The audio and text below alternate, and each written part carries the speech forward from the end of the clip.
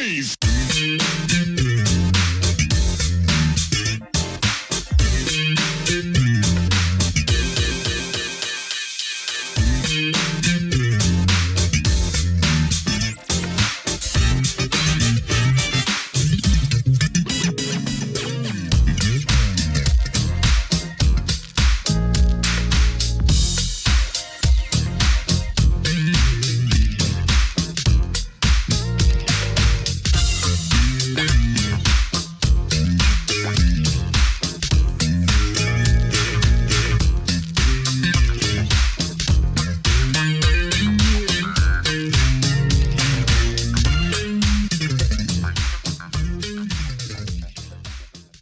Hello and welcome to another edition of Truth and Rhythm.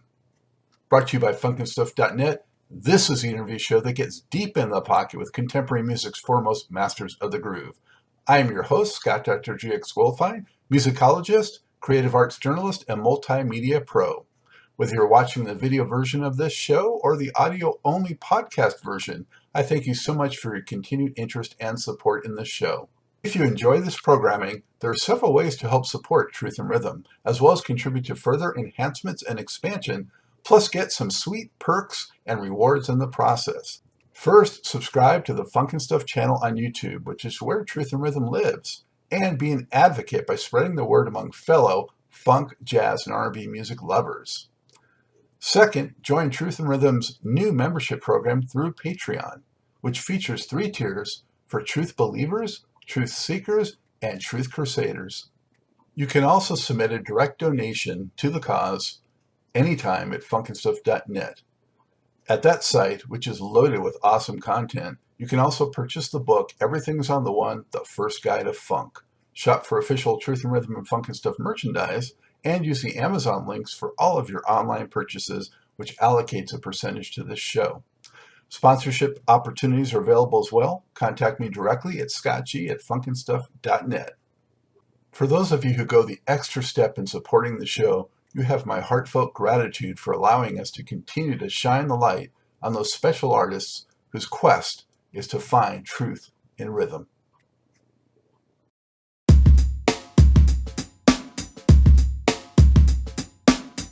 Hey, before we get started with today's show, I just want to draw your attention to new merchandise. Funk and Stuff and Truth and Rhythm designs are in, and they look pretty darn cool. So show your support, help support the program, and show off some stylish merchandise and apparel. Only at the Funk and Stuff store.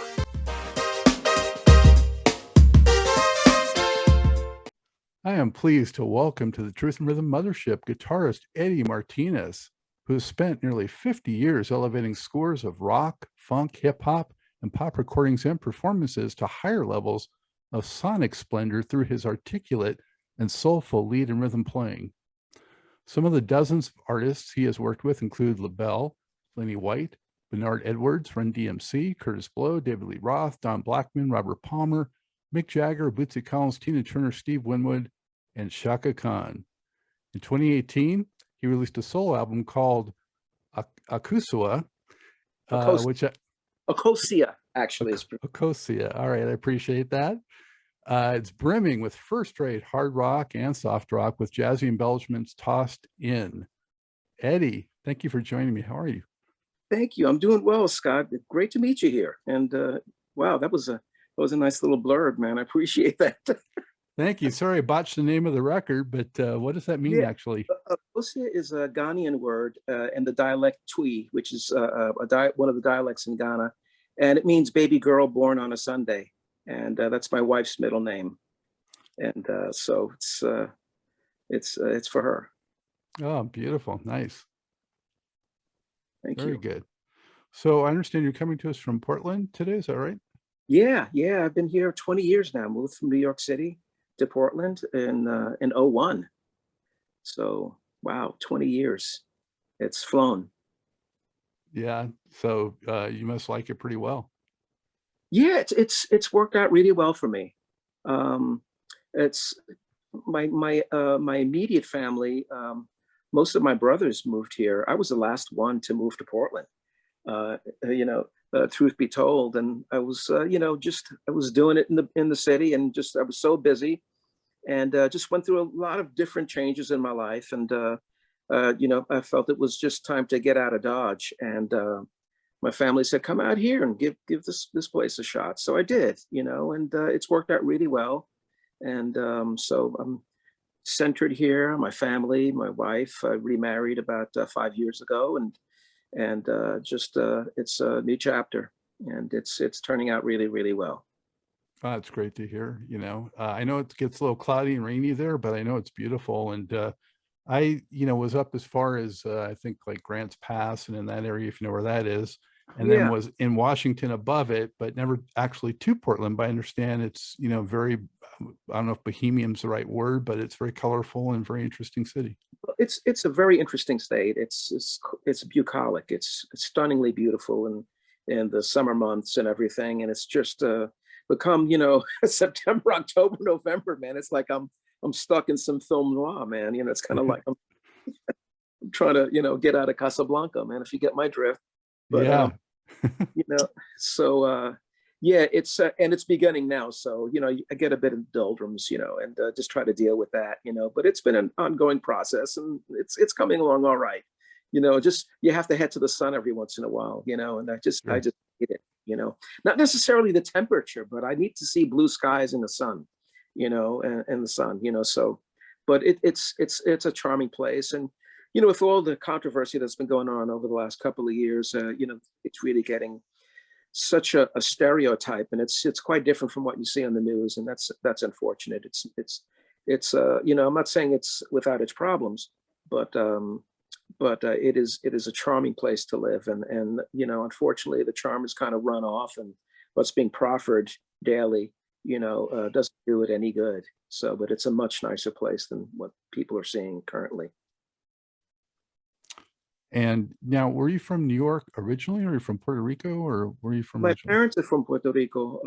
I was born in Queens, actually, and grew up in Jamaica, Ozone Park, and Hollis, actually. So, funnily enough, I did like a 360 when I work with Run-DMC, because they're from Hollis, and a lot of musicians. I mean, so many great musicians are from Jamaica, Queens, and in some ways, I was literally born there, but grew up mostly in the South Bronx.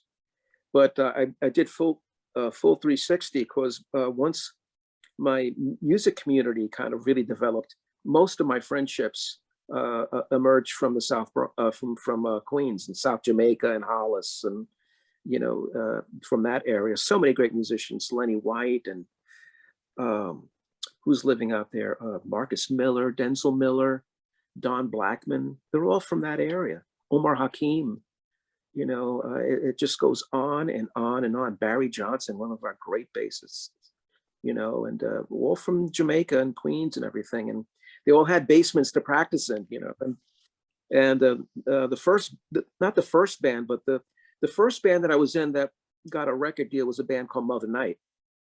And I'd say it was a big band of 10 pieces. And I'd say a good seven of the 10 guys were from Jamaica and Ozone Park and Hollis. And that's how they learned how to play and cultivated their styles and everything. So, Queens holds a lot of significance to me in terms of the arc of my career. I got a whole new appreciation for what a rich musical hotbed that area is by just doing this show. Because, I had Barry Johnson on, and I've had other guys on like Tom Brown and so many that have their roots there. And just, hear them talk about it just sounds like an amazing place to come up musically.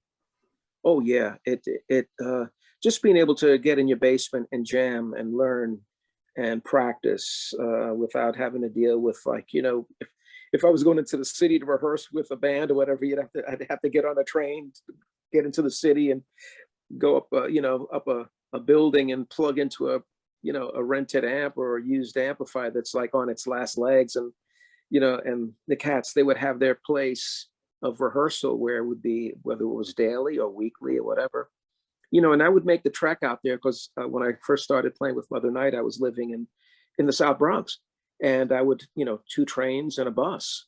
And it's really amazing the stuff you do when you're a kid, and you just— That's a commitment. Yeah. Indeed, it is a commitment, and but it was well worthwhile. So, Eddie, what attracted you to the guitar, though? And who? I'm assuming, I'm wearing this kind of in your honor. I'm assuming he's one of your influences.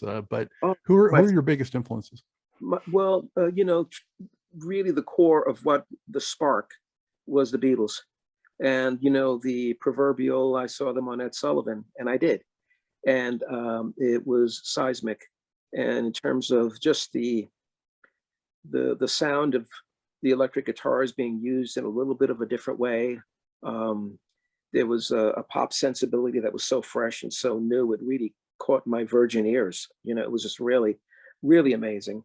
And indebted to that as being my spark, and then a lot of the rock that came from England as well, and the blues rock, whether it was Cream or Procol Harum, Jeff Beck, Clapton, Peter Green, all the greats. And then obviously then I gravitated towards BB and Albert, and really got to the source of their inspiration. So it's really interesting. It's a circuitous process when you think about the trek of British musicians interpreting the blues as they did, because they were inspired by BB and Albert and Buddy Guy and all the greats, and then it comes back to you, and then you realize, well, let me go back to the source, and you kind of like balance those two, but I'm still very, very much impacted by what the Brits did to rock and blues. I mean, my first concert was Hendrix, and his fame began in England, and he was just like a space blues player, and not just, but really just reinterpreted the instrument, reinvented the instrument in the modern context, and so that was my first concert, and it just altered everything for me in terms of perspective and possibilities and all that stuff. And then the second concert I saw was Jeff Beck in Central Park with the first band, with Rod Stewart, who I eventually worked with years later, with Rod Stewart and Ron Wood, and that band, and they just killed. I saw Zeppelin very, very early on, probably that very same summer. They played Central Park as well. So these things had an indelible impact on me, but seeing Hendrix was just, he was just incandescent. And I'm happy to say that I saw him 3 times live. Really, really special. Each one was very interesting. The first one was at Singer Bowl, and which I think is on YouTube. The Singer Bowl concert is on YouTube. It's kind of raw and stuff in terms of how it was filmed and everything, but it's there. Then I saw him in Central Park after he was busted in Toronto, I believe. And it was very interesting. He was on the bill with Buddy Miles Express. That was a great show, but you can tell he was very he was introspective. He was really kind of he wasn't the extrovert, all the craziness that he had been known for relative to playing behind his head or behind his back or all that stuff. That really wasn't there. He was just playing. He was playing really well that night, but it was really you can tell there was he seemed a bit more serious and a bit more solemn in that show. And then the last time I saw him was at Randall's Island, and that was a good show, but I think it was my least favorite out of the 3. And it was the least favorite. I think I don't know. I think I got the feeling that it's really hard for me to put it in words, but I just felt that was although he was incandescent in each one of those shows, it wasn't to the degree of the earlier stuff, Scott. He was getting a little burned out at that point, or it very well could have been.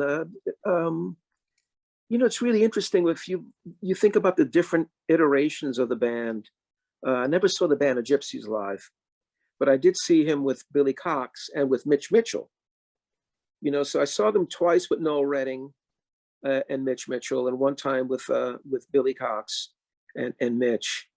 And I would have loved to have heard Billy with Jimmy and Mitch like a few years earlier, I think that really would have been really interesting because there was uh, there was something dangerous about the early versions of the Experience that I kind of liked. Um, uh, it was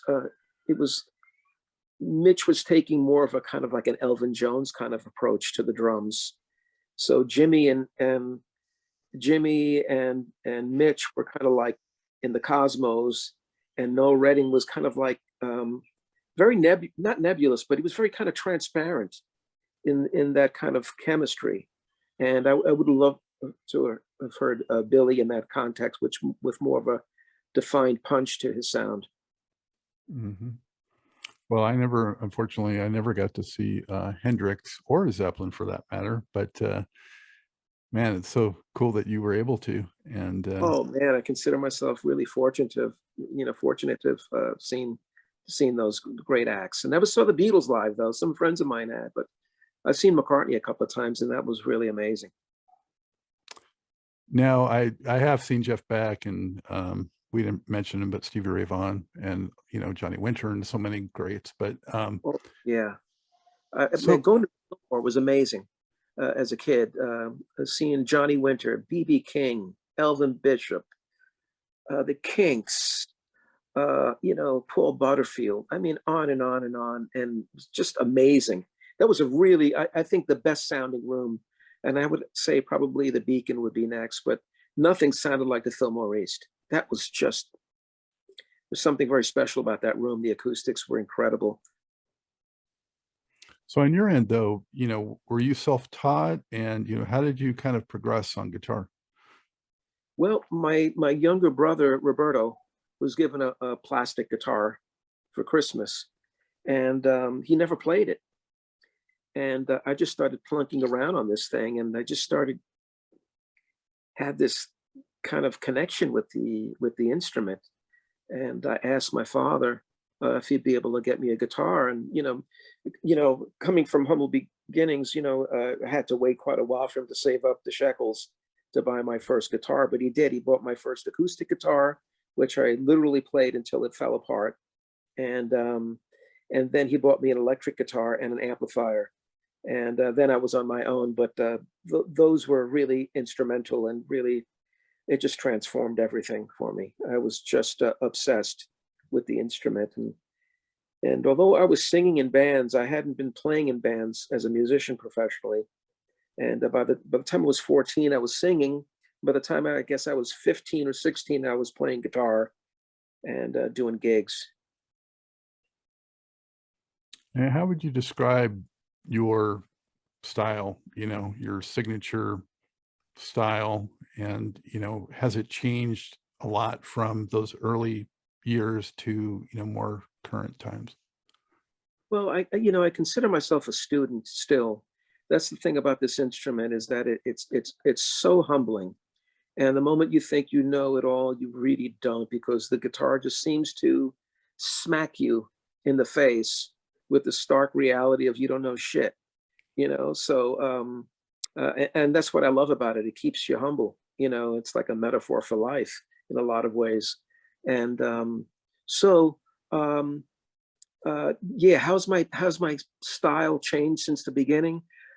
I think that earlier on, albeit I was listening, to a lot of the pop and the rock stuff, when I was playing in top 40 bands, so you get to understand what the current hits of the day was and playing them, and there's something to be really learned about those things. Even if it's from a songwriting process or just being versatile, because being versatile in New York is really, really important. And once you break into the session scene, versatility is really important. The most important thing is getting it done, and getting it done quickly. And that's, to me, that was the credo in New York City. Just get the shit done, and then as you develop and you're blessed with having records that have done well, and then you can start really kind of incorporating some other sounds, being maybe a bit more sensitive or to the sounds that you're providing for projects, and it kind of evolves as the arc of your career evolves. So it evolves from, gee, I wonder what the amplifier is going to be at the studio. Is it going to be, it's going to be a twin reverb? Is it going to be a deluxe reverb? Is it going to be, something that's, on its lips and just not really putting out what you need to have, for the track? Or, as you develop and you get a name for yourself, then you cart your gear, or you have your own gear, and somebody sets it up and makes sure that all the amps, okay, I want my rack, and I want all my tweed amplifiers, I want all the vintage stuff as well as the new stuff. And then you have a different type of menu, and then you can pull from, oh, I think I'll use my tweed deluxe on this, and I think it's going to suit this just fine, because the first rule is that there are no rules. So it's only about what is applicable to the song and the track that you're performing on. And so Mother Night, how did you connect with those guys? And it was such a varied band in terms of the scope and sound and styles, and it was a real melting pot of all of that. So, what was the vision for it, and what was your experience with it? Well, man, I was in high school, senior year, and Nile Rodgers lived around the corner from me, and he said, "Eddie, there's this band that's looking for a guitar. Call this number up and and inquire." So I did, and I called him. I think it was Ron Taylor. Who was a trumpet player, and he told the rest of the guys, and they invited me down.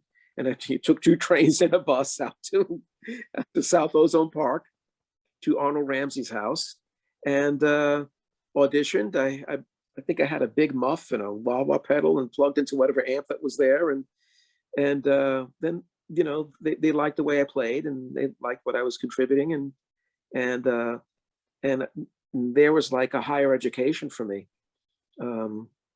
because it was so varied, the music. We were doing it was a horn band, so we had 5 horns, and we were doing all the blood, sweat, and tears stuff, all the Chicago music. We were doing James Brown, we were doing Dyke and the Blazers, which to me, that was like, James Brown and Dyke and the Blazers. I mean, in terms of the funk, that stuff was just so nasty. It was just so nasty. And it was like really getting into the discipline of playing one pattern and never swaying away from it. No matter what else happens, you have to kind of keep that thing locked. And that kind of discipline is what really, to me, is what the funk is all about. It's like, just locking into what your thing is and never deviating from it, as long as it's swinging, and to me, that was really an incredible education. And the horn players were all listening to, a lot of the jazz stuff. So there was a lot of Coltrane being listened to, and the standards were always being discussed, because, to me, those things are fundamental, for me as a musician. I mean, I look back on understanding, the beauty of a standard in 32 bars or whatever, it's, whether it's Cole Porter or Gershwin or, Billy Strayhorn or something like that, there's something fundamental about that, so I had that, and it was really important.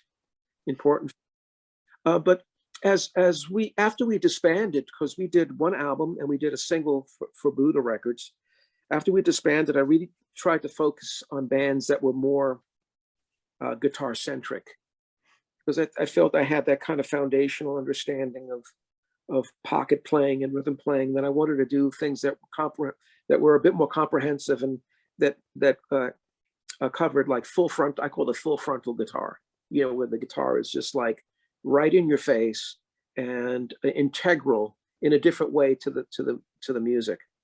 And that's how it just evolved for me. It just evolved from going, listening to the rock stuff, getting into the funk and seriously living it and playing it, and then coming back out into the rock thing and the pop thing. And just, when you're playing pop music, if you have a good comprehension of chords and changes and voicings and how to how to create a voicing that sits in a track in a different way. It's really so fundamental because there's something so special about playing stuff that's inside the track that maybe the consumer, maybe the end consumer isn't particularly hearing, but all the musicians that are hearing are listening to that inside shit. And to me, that's where a lot of the magic is that creates a bed for all the other stuff that goes on top.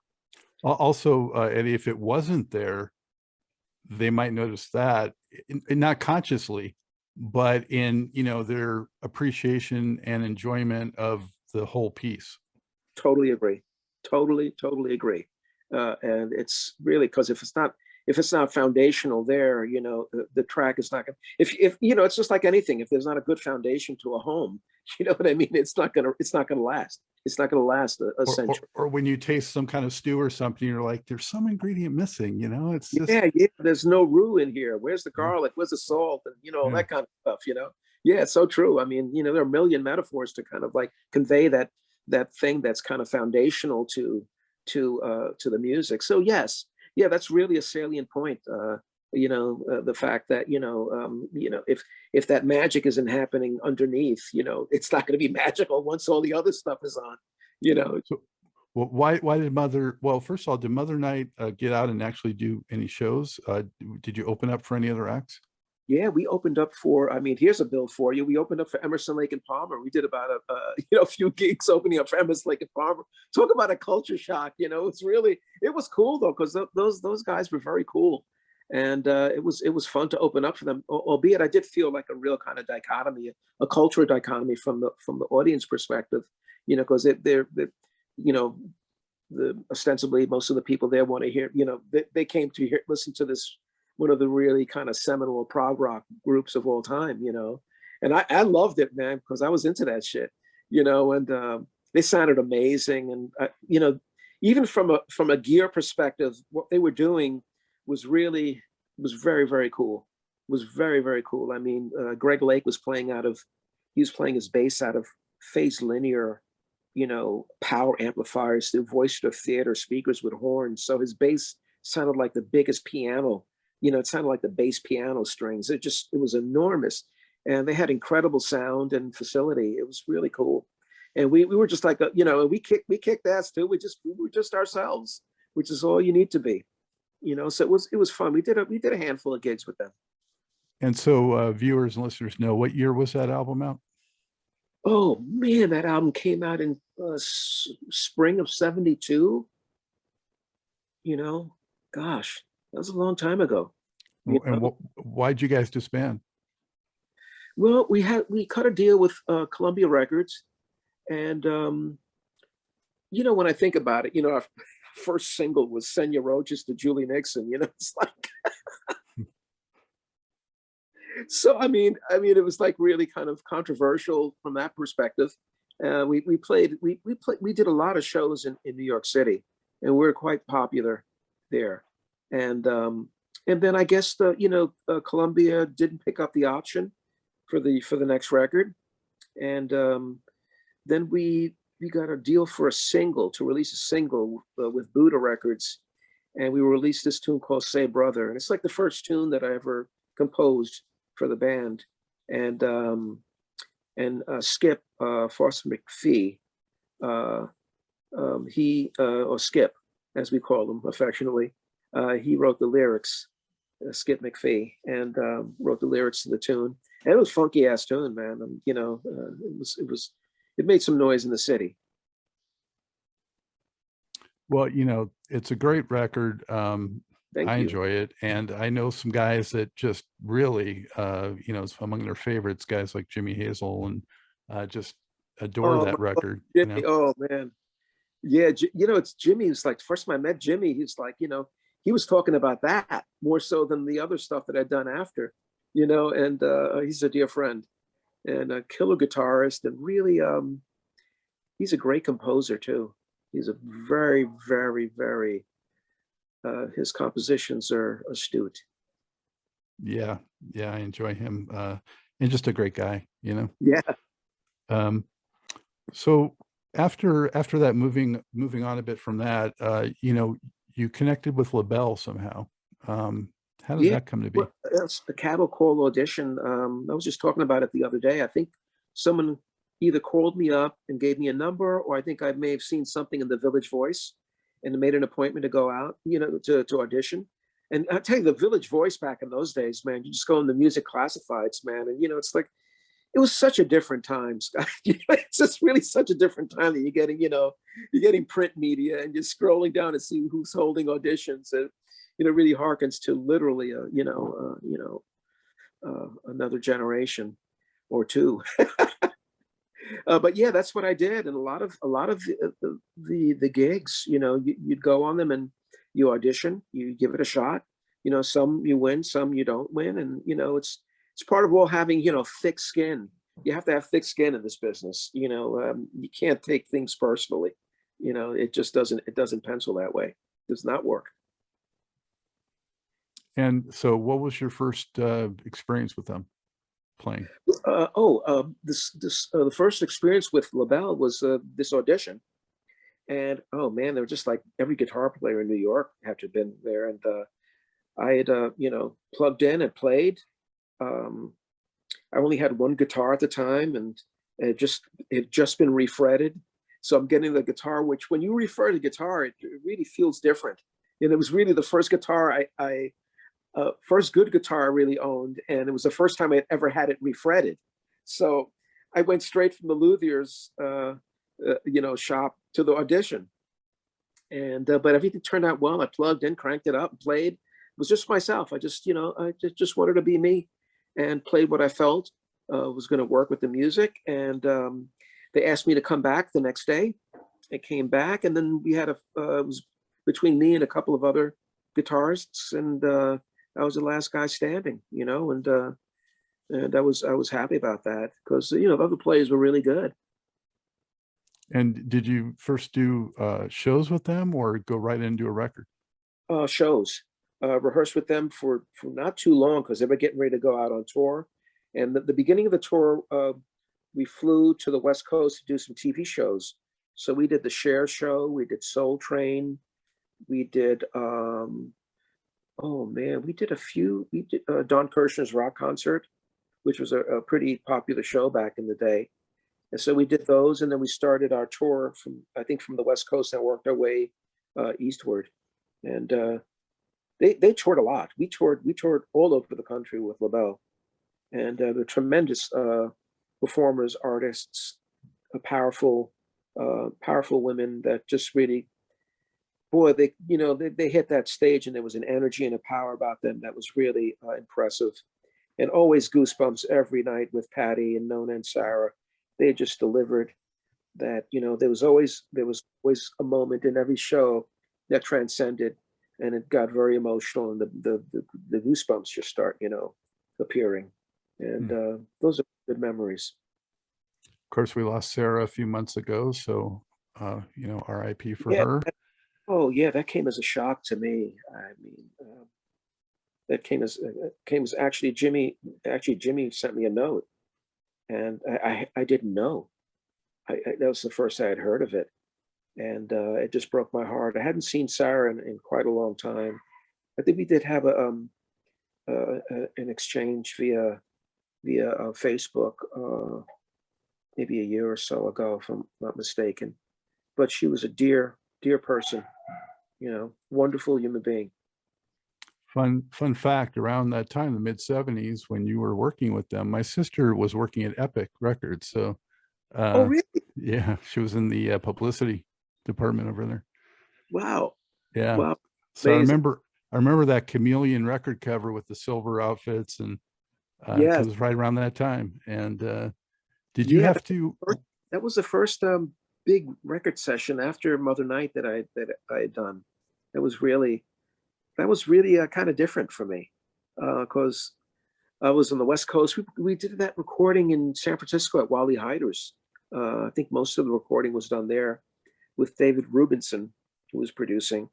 And it's like, I got Wawa Watson to one side of me, and I have Ray Parker Jr. to the, I mean, those guys are legends. It was really wonderful for me to see how those guys did it, because they were they were really doing it. I was just starting out, but they were names, on the West Coast, and they were doing a lot of dates, and I could see why, because they're both had such unique gifts and talent on the instrument of versatility, musicality, rhythm, just tremendous guitarists, and to this day, I mean, Ray's still killing it. I know Wawa passed a few years ago, and it was so sad, but I mean, his work it was so different. It's like he's playing this L5, and he's got an Echoplex and like a Maestro fuzz or something like that. And he's getting all these sounds. It was just really like, it was like a 6-string percussion section almost at times. And it was so musical. It was so in the pocket. And Ray was playing his gold top Les Paul through a Princeton or something like that, a really small Fender, and he got that kind of skank, scratchy thing, but also he was able to get all those chordal kind of things that he does. So he's really a great guitarist, really. So that, for me, as a kid seeing that, it's kind of like you get to see how it's done and how they comport themselves in a recording environment. It's very, very cool. It's kind of like, there's almost kind of like almost like a Top Gun mentality, like a fighter pilot mentality. There's this, there's this calm of nothing can phase you, and you're prepared for whatever comes. And, those guys are masters at that. Yeah, I mean, Ray Parker, I still find out he played on some tracks that I wasn't aware of, and it's just amazing the extent of material that he's on. Yeah, his versatility is incredible. Really. So were you playing mostly leads for them, or rhythm, or both, or? With Labelle? Yeah. Well, we had another guitarist, Edward Batts, who he was the rhythm guitarist, and he had a really unique style. Didn't play with a pick, he played with his fingers, but he was funky, and he just had a real kind of greasiness, and it was great. And obviously most of the time we're both playing rhythm, so I'm just trying to find parts and stuff like that to complement what Rev was doing. And that was great fun. It's really great fun. Did you get to dress up in those wild costumes too? No, man, we were the first tour that we did, we just wore solid black. I think one of the previous tours before I was in the band, some of the band members, they did have some of that kind of silver stuff. But in the bands that I played in, I was just wearing basic black slacks, black shoes, like a black pullover kind of shirt kind of thing. And then I think for the Chameleon tour, they lightened us up, and we had kind of like, it was kind of like a beige of some sort. I used to make jokes. I says, man, this shit looks like a sanitation outfit for the New York sanitation department. I'm sure that's what they were going for. It was really kind of blah, but hey, we were just kids. I mean, we were in our early 20s, and it just wanted to just play. That's what we wanted. Did the Labelle during that time open up for, say, like Parliament Funkadelic or any of those kind of bands? Did you get to share stages with any of those types of acts? Yeah, there was I recall us being on the bill with Brothers Johnson. I recall being actually the bicentennial. I think the 1976, the bicentennial. I think it took place on a weekend. So that weekend, I think we did 3 cities over that weekend. We did something out of the country.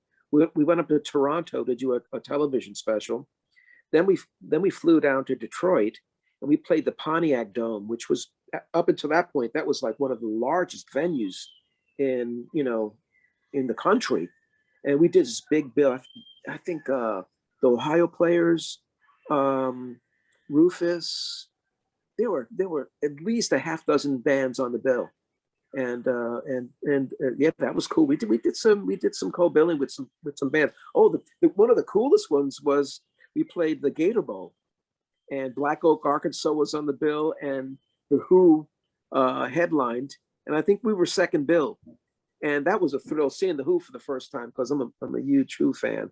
So they were so good. They were so good. It was crazy. I mean, they opened up with Bob O'Reilly, and they just sounded those three pieces were making majestic noise. It was amazing. That's so cool when, back then they were still, mixing up some of the genres, Yeah. and not just Oh, pigeonholing as much. absolutely. I mean, I used to see bills as diverse as like Seals and Crofts. Then what was the name of that group? Ambergris. They had a tune called Apricot and Honey, and then Procol Harum. It's kind of like, just like all over the place. Love, the Kinks, Savoy Brown. It was just like a Bloodwind Pig and Chicago Transit Authority opening up for Johnny Winter at the time of Johnny Winter oh no, actually the second album, the three-sided, the 2 LP but 3 sides of music record. That was a great album, really great. And he did the entire album, Memory Pain and all those tunes, and just really killer shit. So I have, I see in your credits that you played with Clear also on their Winners album. Is that right? Yeah, I did. I did a solo on that. I think I remember Woody. Oh, his name was Woody. I forget his last name, but yeah, I played on that record. I remember that session. Yeah, they were a flash for a little bit. I had some of their guys on the show a while ago, but they had some good tunes. Mick Murphy, before System, Mm-hmm. he was a part of that band as well. That's right. And then Kurtis Below. So that was really your first foray into hip hop, right? With Kurtis Below. Yeah, really interesting. I was playing with Lenny White at the time, and Jimmy Braylauer, and who else was on that session? I think Denzel Miller, who's an incredible genius musician, who has been not only a dear friend but a mentor of mine through the years. I think he participated on that as well. But we did this track called "These Are the Breaks," and so I think that was a demo, and then the demo they finally got to go in and do it for real. And I was out on tour, and I couldn't do the session, but John Torpey was playing my guitar part. So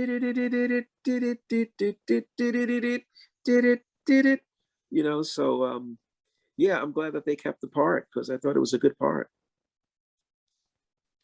So, but you're playing on his 1980 record, right?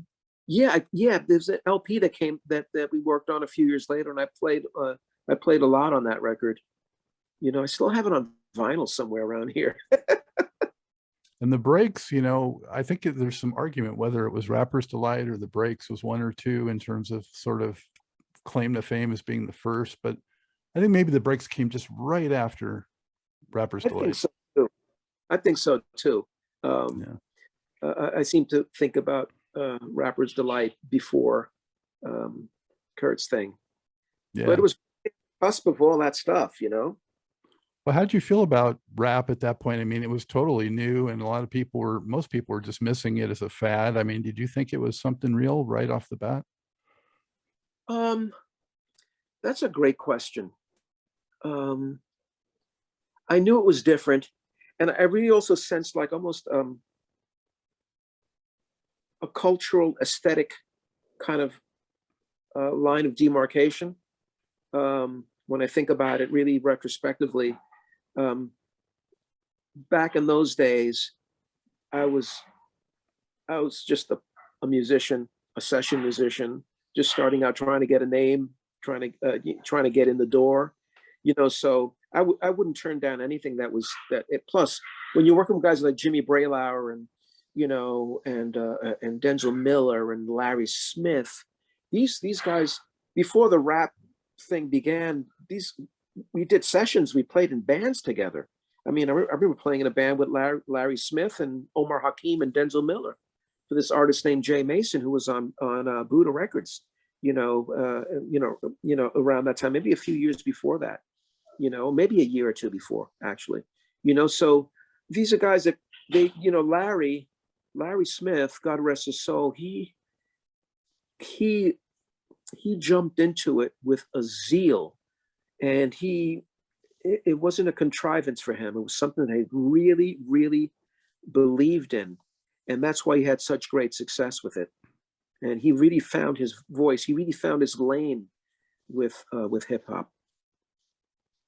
Well, and it's just so good that some guys like that did bring some good musicality to at least, the first several years of hip hop. Yeah, if you think of, King of Rock and Rockbox, I mean, the guitar, there's a musicality to the guitar parts. They're very hooky. And yes, it's the convergence of rap. I never, Scott, I never thought, I felt it was a good day's work. And I felt it was really, really good. I had no idea that it was going to be this iconic seismic shift thing with the merging of rap and hip hop. At that time, I didn't think, I just thought it was a really good day's work, and it was really a lot of fun working with my friend, and it was musical, and it was a lot of fun. And, Larry just let me do what I do, says, Eddie, it's put some of your shit on there, and it's ostensibly, it's a DMX drum machine, the guys rapping and Jam Master Jay doing his deal, and Larry's bass and my guitars. That's, that's really what it is and what it was, so there's a purity to that as well. Well, I got to tell you sort of where I was coming from at that time, because it's part of who I am regarding music. So, I was always a guy who had appreciation for the rock and the funk, and bringing it together to me was just sort of the ultimate. And, that's why I love so much of the Funkadelic and Prince and that kind of thing. So I gravitated to hip hop right away because it had funk as such a foundational element of it. And when they brought in the rock too, like Run-DMC did, I was just, like all about that. I was like, this is what should happen. And I thought that it was definitely the next big thing, and that it would really be sort of a whole genre itself of that merger, which didn't really happen. But just, the stuff you did with them was phenomenal. And I think it's, really a landmark in hip hop and music in general. Yeah, thank you. And then who would have thunk, as they say in New York, but I think when I really realized that it was really making some noise, is a friend of mine, Steve Stevens, a great guitarist from Billy Idol. He left a message on my voice machine. Back in the day when you had a little voice machine, that connected to your phone. And he left a message. He said he was in London or something like that, and he said the Run-DMC thing is blowing up, and he said, "Man, is that you on there? It's killing," And when I heard that message from him, I said, "Man, this thing must be really blowing up," And the rest is history. I mean, it just blew up. Rockbox being the first one, and then also the fact that it got video play too, and you had your little cameos in it, which was cool. Yeah, it was cool, man. On top of Larry's Cadillac, they had this spray paint stuff all over it. It was just a fun day. It was so it was hilarious doing that, and Professor Irwin Corey, man, I used to see him on Ed Sullivan, and he does the spoken word at the beginning and all that. I mean, I was talking with, he was a very cool cat, man. That was really, I just love his soliloquy at the front, man. It's just like so incongruous, you know what I mean? It's just so kind of like from left field. And I love that kind of juxtaposition, because that music was a juxtaposition, Yeah, and then the next one had Larry Bud Melman in it.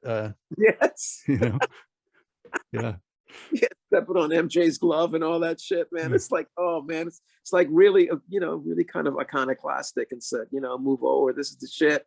It was very cool. It was fun. So to what extent did you get to work with Rick Rubin and spend time with, Run and DMC and Jam Master Jay and those guys? Well, the first sessions were really interesting for Rockbox, and I think they had their raps on there. There was the beatbox of the DMX machine, and Larry's bass, and then I worked with Larry that entire day. I don't know, 3-4 hours. Just started stacking up and building up guitars and stuff. And when the Cats came back, they weren't really feeling it. they thought it was kind of like covering up their rap and everything. Thankfully, Larry and you know, Run's brother, you know, their manager just said no. They were just you know, adamant that this is the way, this is the path, this is the way, this is really good, this is the shit, you know. And I guess they were a bit reluctant at first, but you know, when it came out, man, it was over. It was over. It was so different. It was so fresh. And then they said, well, let's do this again. You know what I mean? And then we did you know, we did King of Rock. And I remember seeing Rick Rubin on the sessions for King of Rock. He was in the room when I was doing guitars on that. And you know, I haven't seen him since that day. Wow. I haven't seen him since that day. I would love to see him and just say hello to him, you know. But yeah, and you know, the rest is history. What an incredible career he's had as a producer and everything. It's amazing, you know. Yes. And Yeah. big ears, and you know, he's got a great 360 of music. And you can tell it, you know. And I saw the thing he did on Hulu with Paul McCartney. Loved it. Yeah. I was just riveted. It was really wonderful. Yeah. It made me say, oh, there's so many guys I want to see them do this with also, you know. Yeah. Like Yes. do one with Stevie Wonder and do one with, you know, so many guys. Oh, that could be an ongoing series, because I would love to, you know, listen to Stevie about, you know, the arc of his career from the early Motown days to when he took that sabbatical, and then he came back with Talking Book, and then that whole kind of enormous seismic pivot for him with you know, the albums that followed, Innovisions, and you know, all that. Oh man, Songs in the Key of Life, man, amazing. Yeah. There's much more to this great Truth and Rhythm interview. Just continue on to the next part of the episode. Also, be sure to subscribe to this channel. If you've already done so, please share it with friends. And become a member by joining Truth and Rhythm on Patreon, or consider donating at funkinstuff.net. Thank you very much.